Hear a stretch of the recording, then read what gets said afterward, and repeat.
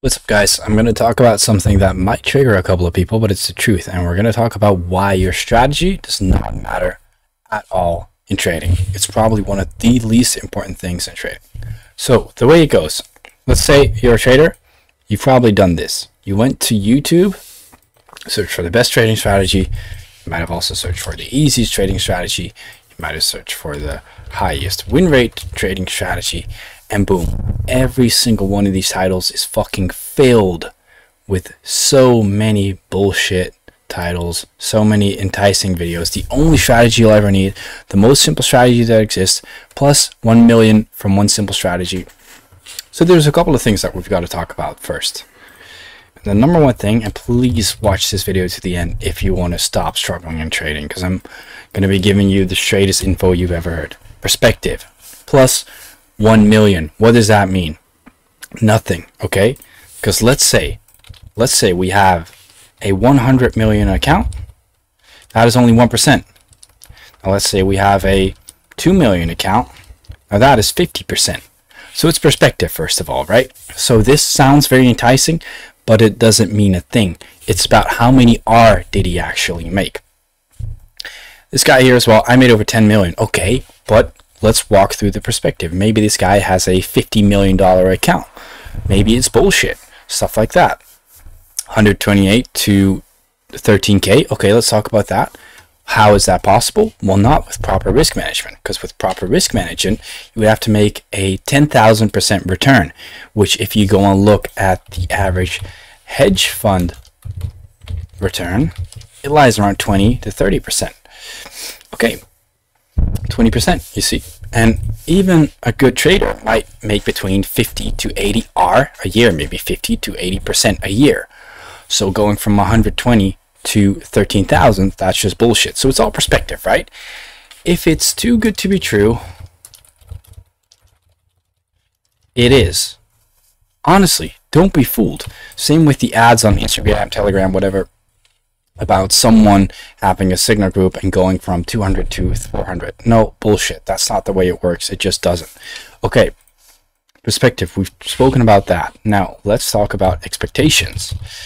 So the way it works with a lot of people is they'll search a strategy, they'll watch the video, they'll go on TradingView, and they'll see if that strategy actually plays out a couple of times. So let's say we now have a strategy with the 50 moving average, or EMA, whatever the fuck that's called. EMA, moving average exponential. Okay, so what do we see? We have to buy every time we tap the line. And now we look at it and we're like, oh shit, I see that happens pretty often. Maybe I should make this a habit. Maybe I should always buy as soon as we tap the blue line. Okay, great. Sounds fun and all. But is that really something to go off? No. So then you get to the point where people expect that they are A, either profitable without any testing, or B, they know that they need to test the strategy. And this is usually where the whole strategy hopping concept kicks in. Because now when you test the strategy, you get to the point where you maybe have tested 50 trades. And you're like, shit, this works really well. But also, 50 trades is nothing, really. If we go to our FX replay account, you'll see there's over 31,000 trades on there, all tested with our strategy, and it's extremely profitable. We know for 41,000 actually. We know for a fact that we are extremely profitable because we have 40,000 trades all saved up. We know exactly what our strategy does. The majority of traders never get more than 50 trades really, maybe 100 max. And the other issue is, as soon as you're testing and you're getting shit results, you try to avoid losses. Why? Well, naturally, we think that losses are a bad thing. So what do? We're gonna look for ways to avoid losses. Like saying, we're overextended right now, so we cannot look for a buy, or there's an imbalance here, so we've got to wait for that to get filled, or on a different time frame you might be bearish, stuff like that. Now the key is usually not to avoid losses, but to look at which wins you missed out on. aka keeping a high frequency per trade. Now, this is usually where the majority traders go wrong. Try to avoid losses. You look at which moons you missed out on. But the thing is, by trying to avoid losses, you become really specific and you go back to another easy trading strategy. Now, there's a couple of things that I want to show you, right? One of my clients, one of the people that I work with, okay? He is, let me show you. He tested a fuckload of trades, 4,000. And you see that there's a lot of pairs, 20 trades with an 8% win rate. I'll pull up some more. There's a couple of pairs that have a terrible win rate, a terrible result. 20%, 18 trades. The majority of traders would already panic at this point. They would have been panicking so much right now. This guy, however, makes over 80 R a year on average. 83, 80, 131, 116 with an extremely simple strategy. And he also has a lot of losing pairs. So you see how I've just pulled up 3 losing pairs. 27 trades and they're losing. So many traders right now would be like, well, I got to give up. I got to try something else. I got to do this. I got to do that. As soon as you're testing, you're getting bad results. You want to switch. You want to avoid losses. You go into a Discord community, whatever. You go into someone's group and you ask them, what do you think of this trade? They'll give you feedback. And that feedback will only make you more and more confused. Guys, this is the truth. This is why so many traders are unprofitable. And it's why your strategy doesn't matter. Now, the fix to that is, okay, simple strategy. Cut out all the noise and make a plan. Okay, what do I mean by these things? Simple strategy. Okay, gotcha. We want to have something easy that's easy to replicate. What I mean by that is something that you can look at the charts and see it every single time. For example, let's say we're looking for a breaker structure and an imbalance. Okay, that's easy. We can look at that and we can see that every single time we go on the charts. Now, if we would need a breaker block, an imbalance that's at least 10 pips, a liquidity sweep everywhere, a break that's at least 5 pips high, that's a lot harder to replicate, right? So it's going to be a lot harder to do that in the long run. So you want to have something that's easy to replicate every time. An easy to replicate strategy. Look at this guy, for example, one of my clients. This strategy is so simple. It's very easy to do it every single time.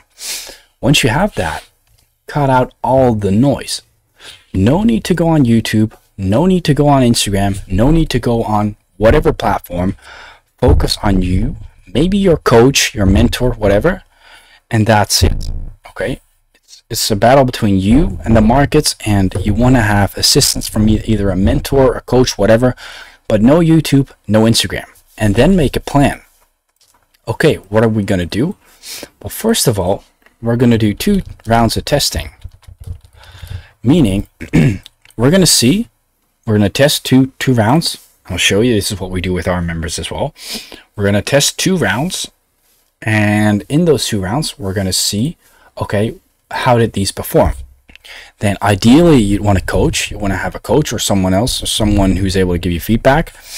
And you would see like, okay, I'm noticing that I'm missing out on a lot of strategies because I'm very, very zoomed out. Okay, once you have those things lined up, you can make some changes. You can be like, okay, let's do round 2 of testing. Boom. We are now a lot more zoomed in. I notice that this is a lot more consistent. Okay, boom. Now we have the answer. Now we can start gathering data. We're going to test crisscross. We're not going to test correlated pairs after each other because we want to get different results. That way we have the best overview. Okay, that is the plan to basically becoming profitable with a strategy. And obviously, if after 500 trades, you still have 0 results, you're either doing something wrong or the strategy is clearly not working for you. That's when you either have to reach out to a coach or try something else. But do not try something else unless you've tried absolutely everything within your own set of rules. So don't instantly switch to something else, and don't think that it's about a more complex concept or whatever. It's usually about this. Okay? So make a plan, a few rounds of testing, once you have a few rounds of testing, set a goal. For example, I would say always go for 3 years of data.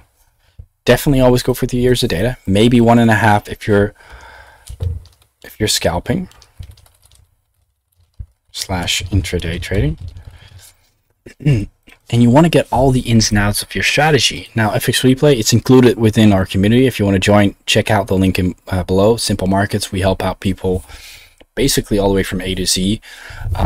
But you want to have all the ins and outs of your strategy. So if I go to Nikki's strategy, for example, he's got 2.5 thousand trades. It's going to take a while to load, but he's got 2.5 thousand trades, and he knows exactly what his results look like.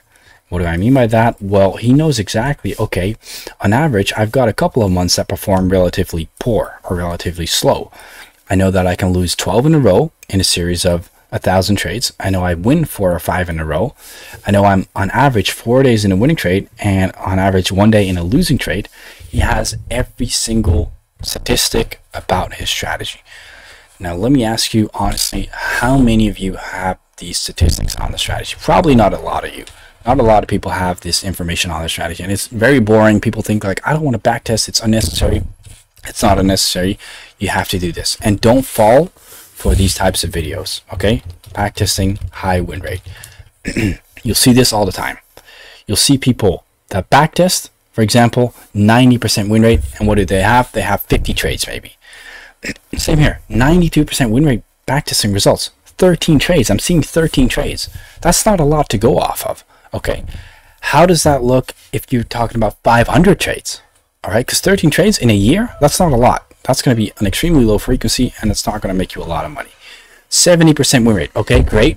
Let's get back to the point of perspective. 70% win rate is awesome.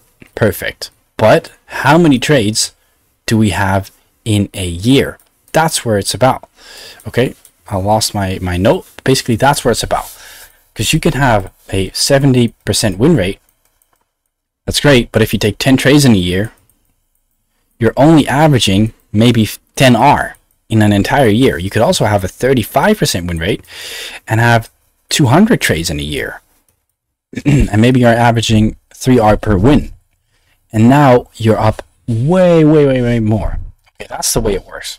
And that comes back to perspective. So same here, right? What do I see? I see 88% win rate, IFEG back to session, 24 trades.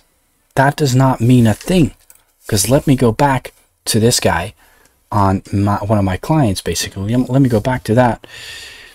27 trades, 16% win rate. Now let me look at some of his other pairs.